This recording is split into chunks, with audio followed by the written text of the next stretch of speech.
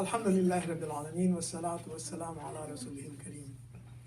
It's my privilege to welcome you to this fifth of 7 sessions on signs from Allah subhanahu wa ta'ala, history, science, and the soul in Islam. Last week we went over the tree of knowledge, and at the end of the session, after the session was over, I noticed that some brothers and sisters still had questions about the nature of knowledge. And those questions come about because, and I emphasize, all of you, please pay attention, this is very important.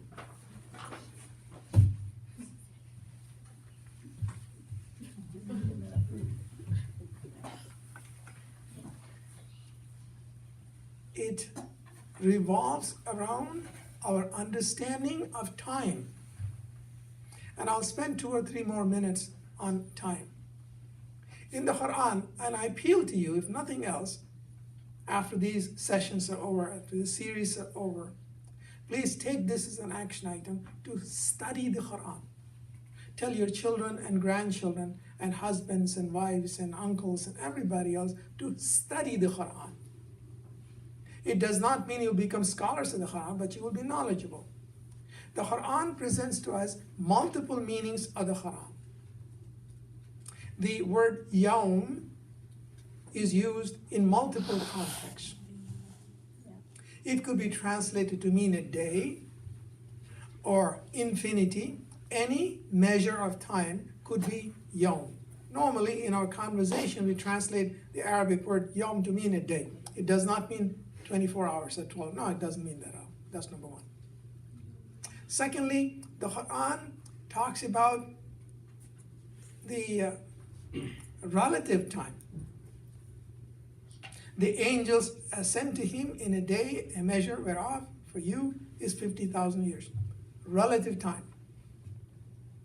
The Quran talks about the passage of time. Wal asr. Asr is the passage of time. The Quran talks about timeless time, ad-dahr. Was there not a time, meaning was there not ad-dahr, when insan, humankind, was not even mentioned? And there is a hadith Qudsi that says, O son of Adam, and I'm translating, do not abuse time. I am time. Allah subhanahu wa ta'ala refers to himself. Time in the sense of ad-dahr. Allah subhanahu wa ta'ala refers to himself as ad-dahr. I am time, O son of Adam, do not abuse time. And so on. So what happens is this. Ilmul ibara is time bound. I mentioned that. Anything that we study, anything that we read, anything that we experience in this world is ilmul ibara. Ilmul ishara, I explained, is knowledge of the heart. That is timeless. Love is timeless. You cannot teach people to love. Either it's a blessing that comes from him, up above, or you don't love at all. Then I also explained ilm al-laduni, which is the privilege of the anbiya that comes to us from the prophets. So when we ask a question about the nature of the Quran, or the nature of Allah subhanahu wa ta'ala, we are exceeding the bounds of reason, the bounds of time. See, Al-Ghazali, even the great I explained to you how the Mu'tazilis fell into a trap. They applied time to Quran. Doesn't apply. We do not know anything about the time domain in the domain of Allah subhanahu wa ta'ala. We don't know anything. And it behooves us to say, Allah, I don't know. That is the right answer. So when we ask a question about the nature of God, which the unbelievers used to ask the Prophet, that's how Surah Al-Ikhlas was revealed, because the Jews used to taunt him, tell us something about the nature of God. So people ask questions about the nature of God and the nature of this. The difference between Christianity and Islam is manifest. You see, in Islam, Isa alayhi salam is the word of Allah subhanahu wa ta'ala. In Christianity, Isa alayhi salam becomes the Son of God. One brings a person into the time domain and ascribes to that person divinity. Another keeps the word of Allah subhanahu wa ta'ala where it belongs. So then to ask, well, why can't Allah become whatever is, that question is not germane. So we have to be careful when we ask questions as to what the limits of the question are. You know, we cannot ask a question that is impertinent. That's very important. Okay, secondly, I presented to you the genius of Al-Ash'ari, rahmatullah alayh. The genius of Al-Ash'ari was that he looked at time and he said time was discrete. Call it digital time. You can take digital time and divide it into whatever, right now, most of you can relate to it, whatever number of parts you can divide digital into. And he said at every moment of this atom of time, the will of Allah subhanahu wa ta'ala intervenes and determines the outcome of things, and to which I will add in and all times in between. And that is what has determined predominantly the Sunnah thought in Islam. Al-Ash'ari. Imam al-Ghazali was an Ash'ari. The great man that he was, and I'm transmitting to you some very subtle points, so please pay attention very carefully. This is not for the awam, this is not for the ordinary people. The great al-Ghazali himself fell into the trap. See, in the year 1100 when he wrote, he was a skeptic by nature. Anyway, when he wrote his Ihya al-Ulum, the world of Islam was divided between the Fatimids and the Abbasids, Shia, Sunni, the Sixer Shias and the Sunnah school. Al-Ghazali was faced with a two-pronged battle. Battle number one was against the Fatimids, against Al-Azhar, if you want to call it. Al-Azhar at the time was still, no, excuse me, I stand corrected now. By that time, Ayyubids had taken over. Earlier, it was a center of Fatimid learning. So he not only took on the thinking of the Fatimids, he took on the thinking of the philosophers. And then, if you read him carefully, he also falls into the trap and he says, there is no cause and effect. It's not necessary that there be cause and effect. The two exist side by side. Now, as a philosopher, let me go back one step and pass it on to you. See, the contribution of Al-Ghazali was the following. Until the time of Al-Ghazali, people looked at tasawwuf through the angle, through the prism of philosophy. People looked at tasawwuf with the prism of philosophy. Al-Ghazali changed the sequence. He said, I'm going to look at philosophy through the prism of tasawwuf. That was the key. Now, what he says would make sense to an awliya. That's a different issue.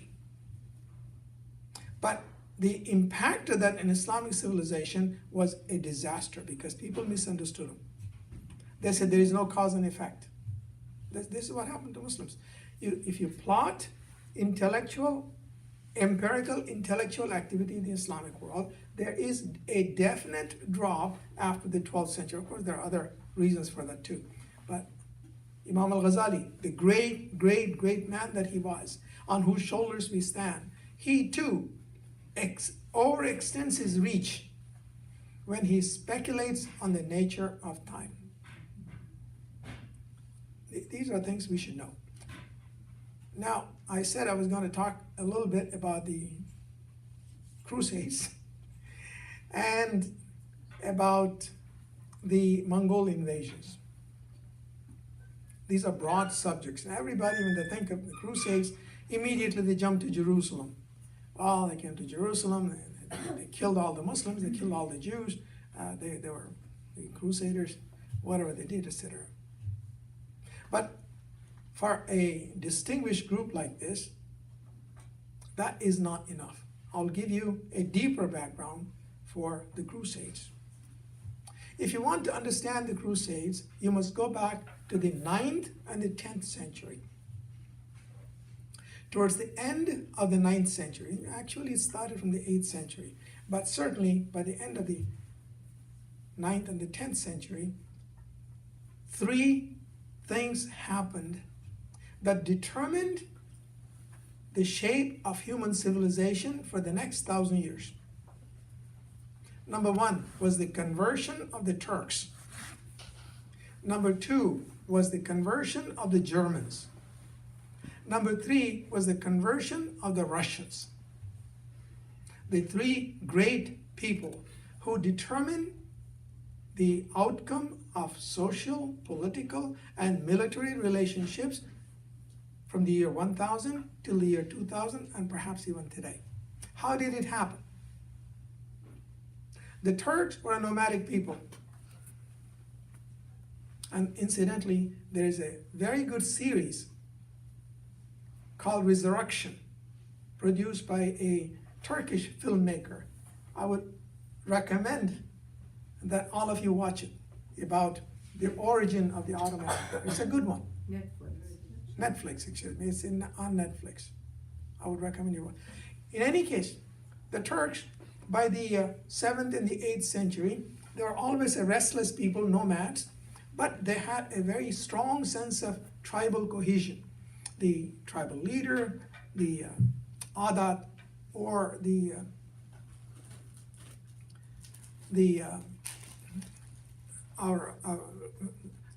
rules and regulations of the tribe. They had a strong adherence to it. And since they were nomads, they had in profusion the virtues of sincerity, courage, honesty, integrity.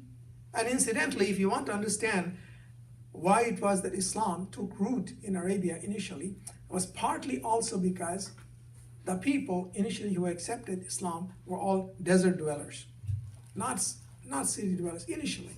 In any case, you find these virtues in profusion with them. However, they were not clean like the city dwellers of Medina, or certainly not Damascus and Kufa. And in the 8th century, in the 9th century, they started to migrate towards southern Iraq and into the Arab lands. When they migrated, they were resented sometimes by the city dwellers.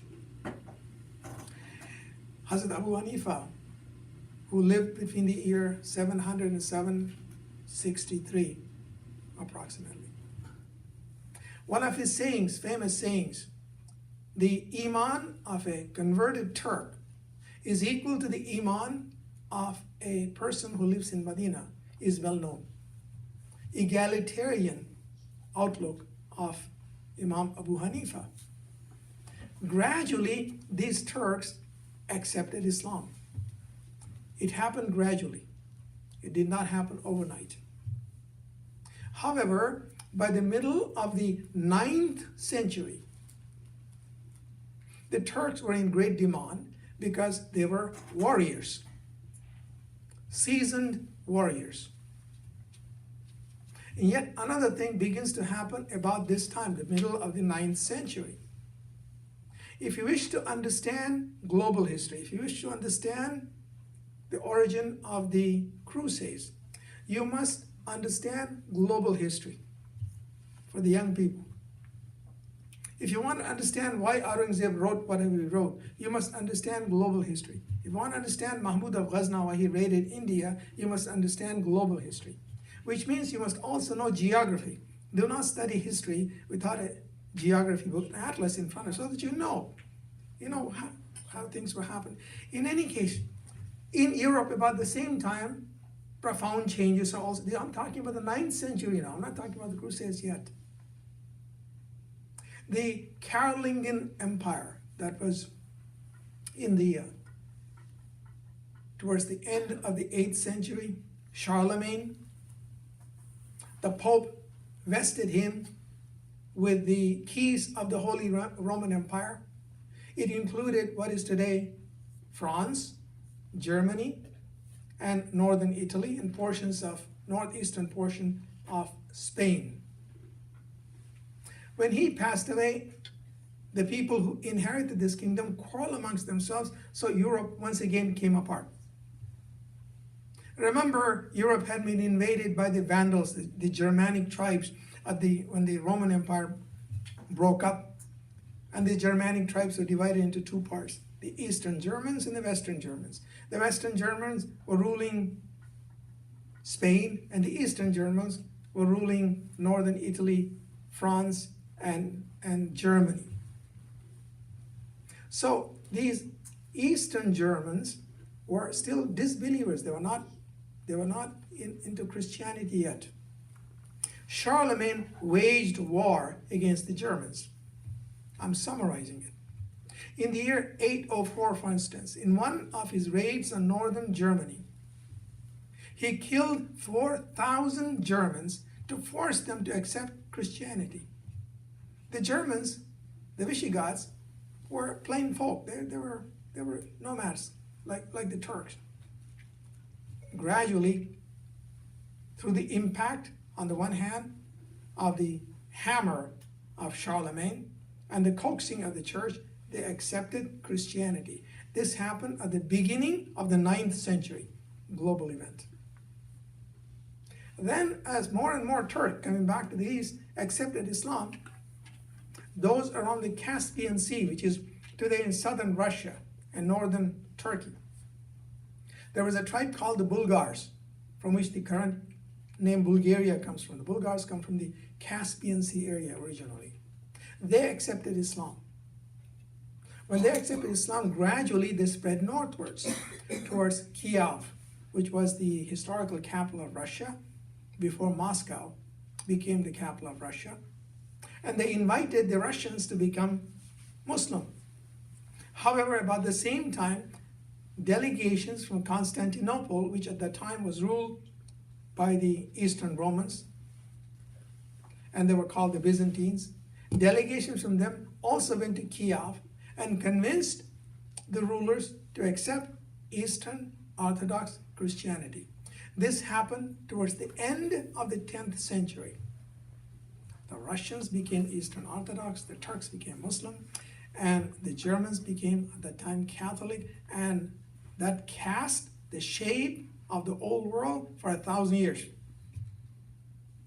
In addition, as there was convulsion in Europe, Europe became highly disorganized politically.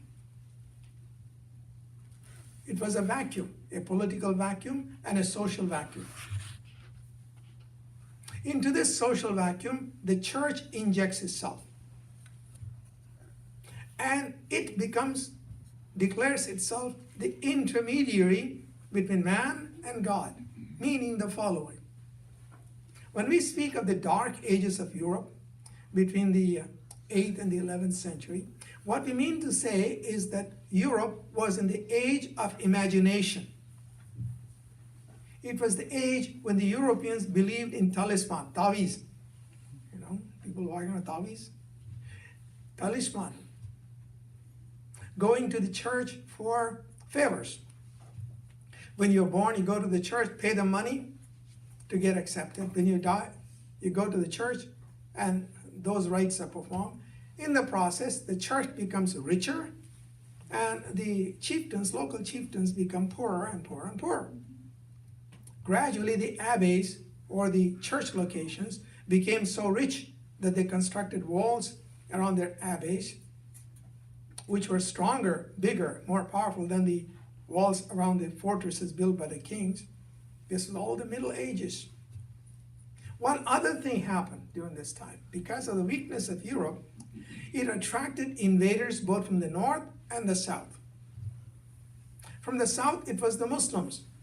The Muslims of Spain, after the beginning of the 9th century, seeing an opportunity, advanced further into southern France and all the way into Switzerland, Lake Geneva, crossed Lake Geneva, set themselves up onto the roads leading to northern Italy and started to collect taxes. That's how far they went. This is, now I'm talking about the 9th century.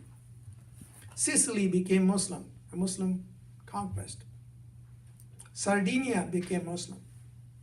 However, more importantly, Europe also faced the invasions from the north, from the Vikings, today's Scandinavian countries. These Vikings would raid all the way from Scotland to France, sometimes all the way into Italy, and into what is today Russia, northern Germany, France. They would raid, capture slaves, and bring them to the Volga River, and through the Volga River, they would transport them to the Caspian Sea, where they would sell them to the Jews and the Muslims. Amongst the Muslims, these slaves were very valued. The men were valued because they were strong, Germanic people. They were mostly Germanic people, Eastern Europe. Strong men and beautiful women. The Muslims valued them for both. But there was a difference. When these slaves entered the courts of the Muslims, the Turks mostly, because I'll come to how the Turks came to dominate the landscape. When they entered the courts, they were converted to Islam, accepted Islam, and when they accepted Islam, they rose in the ranks. The men became generals, and gradually they became kings themselves. That was the origin of the Mamluks. Mamluk meaning slave. But they were Mamluk Turks, they were called. They were really not Turks. They were Eastern Europeans, but of course there was a mixture all the way through. And these Mamluks ruled Egypt for a long time, India for a long time, and for almost 200, 300 years acted as the bulwark against incursions from the West. Origin of Mamluks. Why is all of this important? Because all a prelude to the so-called Crusades. So now, since Europe is in the age of imagination, and the ordinary people go for these talismans, tavis, that so many of Muslims these days go for it too. What better talisman was there than the Holy Sepulchre, namely the cross and the body of Christ, which according to Christian beliefs is buried in Jerusalem. The Church of Holy Sepulchre. There are people here who are from Jerusalem, they will tell you about that. I had the privilege of visiting at one time, we had the privilege. That was the Holy of the Holies. And Jerusalem was controlled by the Muslims. So, for a long time, the popes, to get the Europeans together, to use their penchant for talisman, thought of using European energies to go conquer Jerusalem. They did not have the ability up until the last portion of the 10th century. Last portion of the 10th century. People date the onset of the Crusades from the year 1096. Actually, the Crusades started 100 years earlier in Spain. The Crusades were not focused upon Jerusalem. It was a civilizational attack all the way from France through Spain, North Africa, Egypt, Palestine, Turkey, and leading into the interior of Syria. It was a global attack all across. However, the Christians were not in a position yet to pose any challenge to the Muslims in West Asia, which is Palestine and Egypt. They were secure. However, in Spain, which was in an advanced stage of political disintegration, things were different.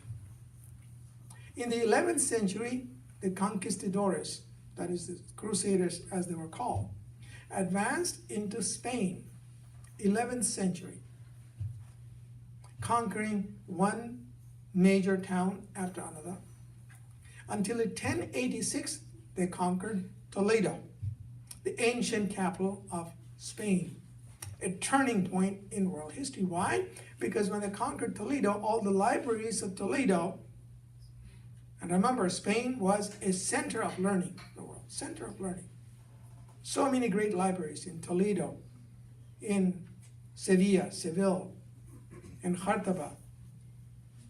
All of these were towns wherein you had great men of learning, great libraries. These libraries fell into the hands. And immediately the church set upon itself to translate these books from Arabic into Latin, starting with the year 1086. When you look at when the University of Paris was established, when Oxford University and Cambridge University and the universities in ancient universities in Italy were established, they were all established within 50 years after the conquest of Toledo. That was 1086. Now, let's go back to the eastern part. Again, I said, you must understand the interconnection between the East and the West if you want to understand the Crusades. If you don't understand the Turks, you cannot understand the Crusades. The Turks were not after the Arabs. The Turks were after Jerusalem. And the people who controlled Jerusalem at the time, again, I'm giving you too many facts, but it's important that especially the young people see the interrelation. Things were very fluid. Remember I mentioned to you that North Africa and Egypt were controlled by the Fatimids? People do not know that when in 1096, Pope Urban II, when he declared the Second Crusade to go capture Jerusalem, Jerusalem was not controlled by the Sunnah school of fiqh. It was not controlled by the Turks. It was controlled by the Fatimids of Egypt. At the time of attack on Jerusalem in 1096, the previous 2 or 3 years, there was a tug of war between the Turks and the Fatimids as to who was going to control the highlands of Jerusalem around. And beautiful area. Palestine is beautiful. It has hills, beautiful hills. The Fatimids were controlling it. So now, Pope Urban II, seeing an opportunity to fire up the zeal of Europe, declares the Second Crusade, and Europe hurls itself. That's the right word to use. Anybody and everybody who had, you don't have to have a sword. Whatever he had, a stick, a hammer, and 1 million people, march. And on the way, they slaughtered the Jews. And in this meantime, the Eastern Islamic world is divided. The primary division was between the Fatimids and the Abbasids, between the Shia and the Sunni. For a while in the 11th century, between the year 1020 and 1056, they even competed for the control of Baghdad. Baghdad was actually controlled by the Buyid Shias for a few years.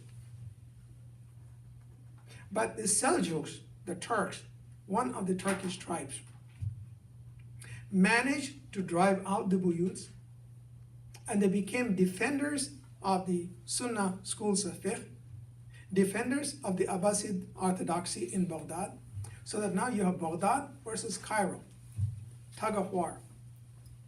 This is the time of the Crusades. So when the Fatimids lost Baghdad, they turned in vengeance against the Sunnah establishment.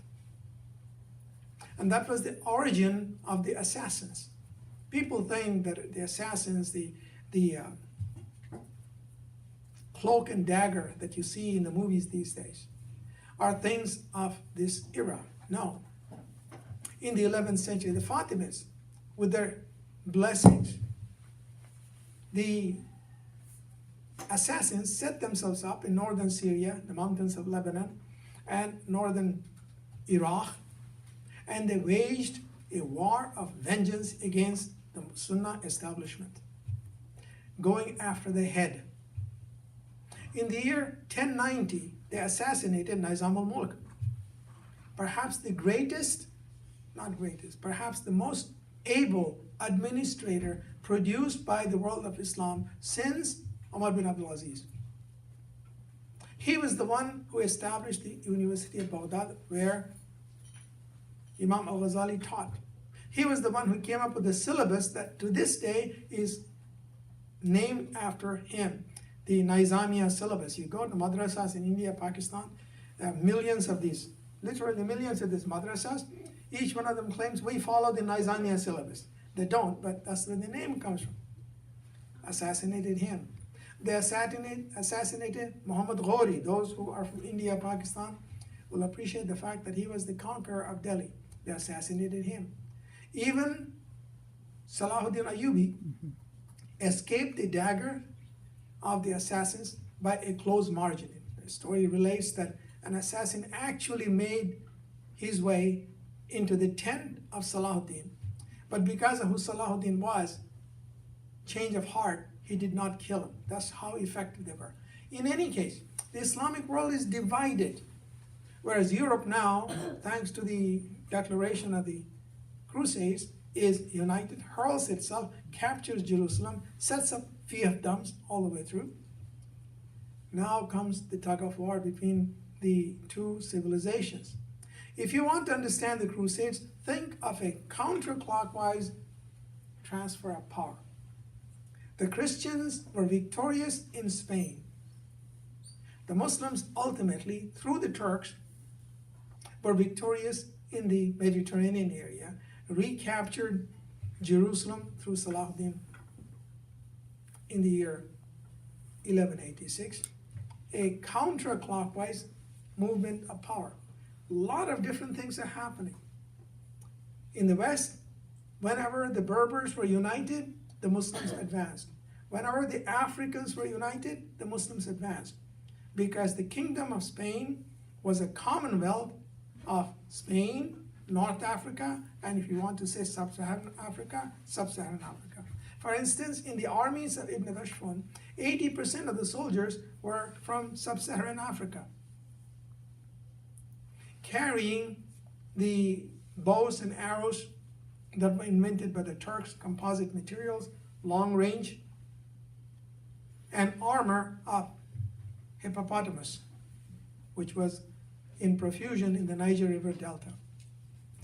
So the Africans and the Berbers decided the fate of Europe through Spain. The Spaniards became city dwellers, gradually lost their cohesion, lost Spain. In the East, the Turks were able to contain the tide of the Christian armies. I'll spend a little time on what happens now in the eastern part of the Islamic world. The Turks were always a restless people. They were nomads. They would put up their tents, move, cohesion, move, and whoever stood in their way, they defeated them. And as they moved westwards from Central Asia, they came into the lands that were established that were held by the Eastern Romans, the so-called Byzantine. The word Byzantine was invented by the British because the British and the Westerners, the Latins, don't quite want to accept the fact that Byzantium, that's the empire based in Constantinople, was the Roman Empire. It's one of those. The British don't want to give credit to anybody, but they do. Anyway. So as they moved westwards, they came into conflict with the Eastern Romans, the Christians, who were settled in what is today northern Syria, northern Lebanon, eastern Anatolia, and this leads to conflicts one after the other. And remember, there's one famous battle that was fought in the year 1072. The Battle of come